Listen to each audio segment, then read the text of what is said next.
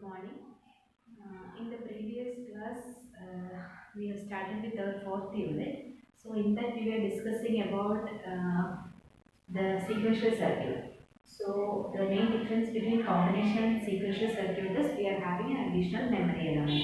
So, in case of sequential circuit, output depends upon the current output or the output that we are going to generate depends upon the present state and the present input of the gate.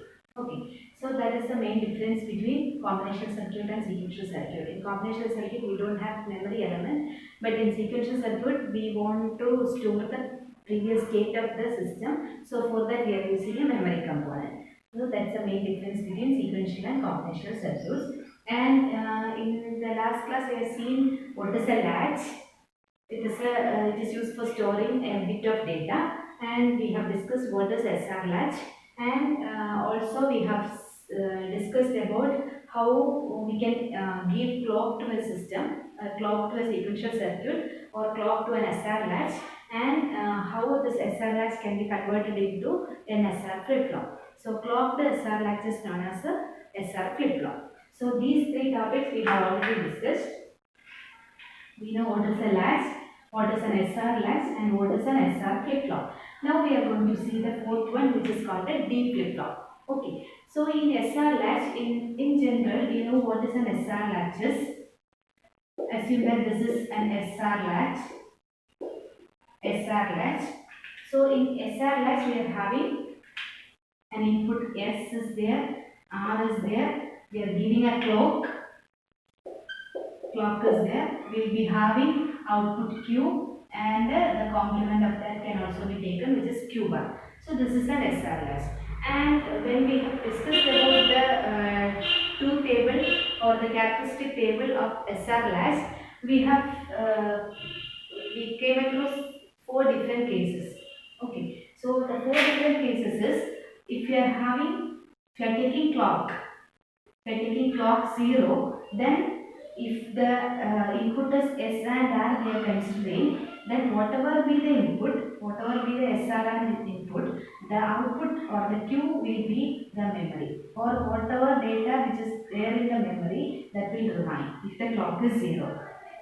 Okay, then if the clock is 1, then we are having different, the input will be passed to the output, or input will be taken to the output Q.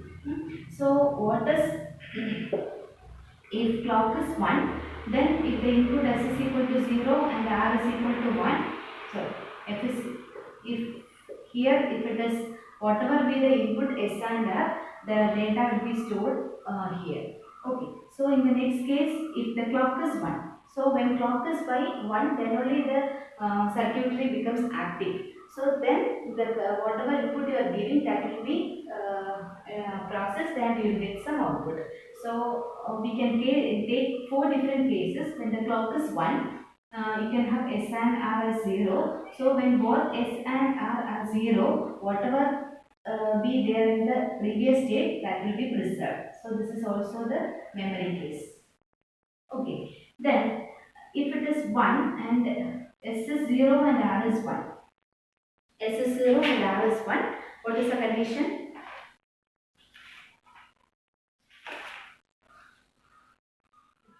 So when S is equal to 0 and R is equal to 1, output is 0 and then Q bar is 1. If clock is 1, S is equal to 1 and R is equal to 0, then Q will be 1 and Q bar will be 0. And if the clock is 1 and S and R, both the inputs are 1. If both the inputs are 1, then the state or the output, this is the output, Q bar. So this output will be unused. Why it is unused? Why this is a case of unused case? Because whenever you are giving both the inputs are 1, you will get Q as 1 and Q bar as 1. This is an undetermined state. You cannot have Q and Q bar as both 1. So this particular case is an invalid case. So we have this particular combination as an unused case. So even though we are using this particular SR flip flop for storing a bit of data, this particular input becomes unused. Okay, so in order to overcome this equation, and one more thing I want to tell you that regarding this SR flip-floppers, see here you are giving two inputs. If you want to store 0, q equal to 0, you have to give two inputs, s is equal to 0 and r is equal to 1. Then only you can store s is equal output as 0. Then for storing a 1, I have to load 1, s is equal to 1 and r is equal to 0. Anyway, you have to give clock. Clock is mandatory thing. But regarding the input s and r, you have to give one input, both the inputs. S is equal to 0, r is equal to 1, then state will be 0. S is equal to 1, r is equal to 0, then state will be 1. So in order to store a single bit of data, you have to give two inputs.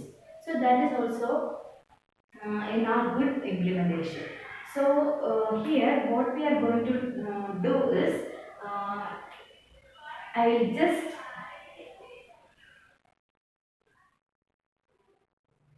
instead of this two inputs, I will make this as a single input. Okay, so we'll see how I can learn that. So this is S, and I will complement this, then that will be given as a second input. Okay, so this was initially R. Instead of giving two different inputs, what I will do, I will give S input and the complement of that will be given here. So what's the advantage of giving this? This particular case you can avoid. Why?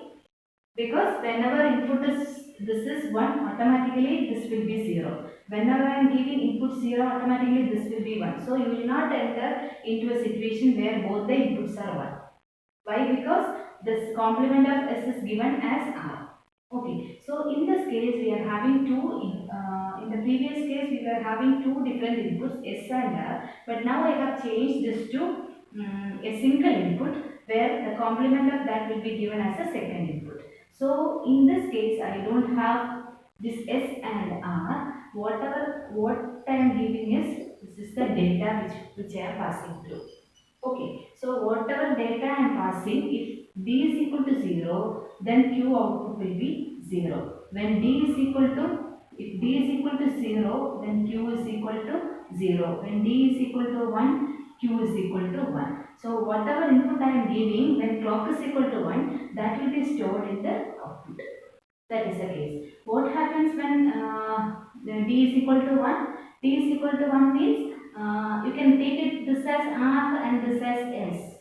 Sorry, this as S and this as R. So S is equal to 1, R is equal to 0. Like that you can assume. So when S is equal to 1, R is equal to 0, what will be the output? Output is 1. So this data input, this particular mechanism of minimizing the number of inputs by complementing one input and giving only one input, and complement of that will be given to the other input. So this particular implementation is known as D flip-flop.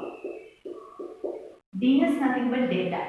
Okay, so whatever data I am giving here, that will be latched in the output. So if the input is 0, output is 0. If the input is 1, output is 1. So how I can write the characteristic table for this? The characteristic table for this is, this can be written as, you are having, anyway we know that clock is 1. So it will work only when clock is equal to 1. So if D is equal to, the value of d is equal to 0, then q is equal to 0. If the value of d is equal to 1, q is equal to 1. So what happens when clock is equal to 0? What happens when clock is equal to 0? Whatever is there in the memory, it will remain there. Whatever is there in the memory, that will be stored in the memory. Okay, so that is the condition of D flip-flop. So this is the case. So I will write the table for this. So whenever this clock is equal to 1, and suppose you are having current input as Qn,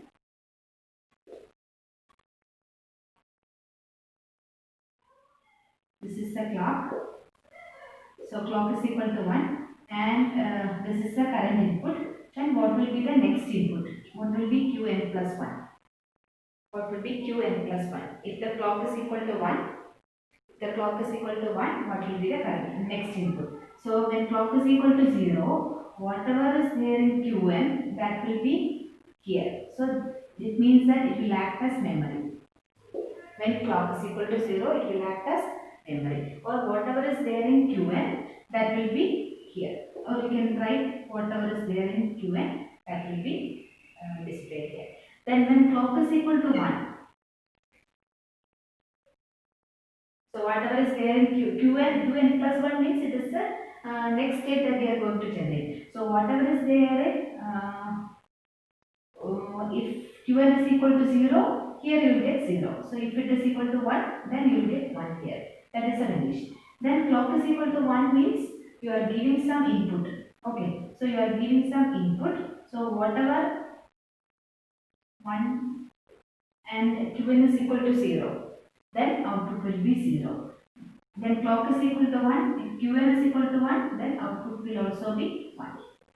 So this is the characteristic table for this particular flip-flop, D flip-flop. So what is the advantage of this flip-flop? Here this unused case can be eliminated by complementing the inputs.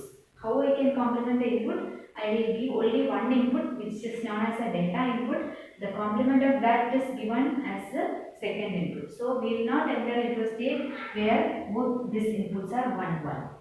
But what happens when clock is equal to 0? Clock is equal to 0, whatever be there, whatever data is there in the previous case, that will remain in the output. Okay, so this is something like a memory. This is something like a memory. So when clock is equal to 0, it will act as a memory, and when clock is equal to 1, whatever data I am giving as D, that will be passed to uh, that will be passed to output. Okay, that will be passed to output. And this is D. Okay, this is D. Whatever be the value of D, that will be given to the next. That will be given to the output. Okay, so this is the table for D flip flop. Okay, now now we move on to JK flip flop.